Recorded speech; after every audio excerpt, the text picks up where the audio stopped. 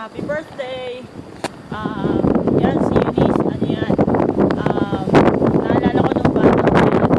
Lagi namin iniiyak sa mga sabi namin na upo siya dun sa baby doll. Bakit upo siya muna niya?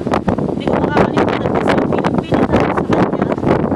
Naisip ko sasabihin sa mami na bukas ako upo ate, sabi niya. Tapos pagdating pa lang namin sa gate, bigla siya sabi ko, kaya si Eunice, hindi mo pwede itong magsinungaling yan. Mabait na bata yan. Wala pagkabata. Ngayon, minsan kahit nagkukulitan kami, hindi pa rin siya nagbago. Siya pa rin yung Eunice na laging nakangiti, lagi lang walang masasabi, kundi nakangiti lang. Tsaka, ate, ikaw naman. Kung gano'n ang sinasabi niya.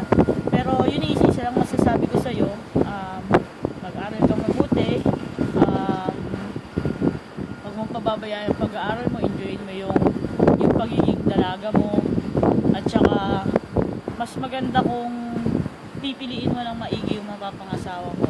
Huwag mong pababayaan yung mga magulang mo, yung mga kapatid mo, kagaya ng ginagawa mo ngayon. Proud na proud kami sa'yo, mahal na mahal ka namin. From Canada,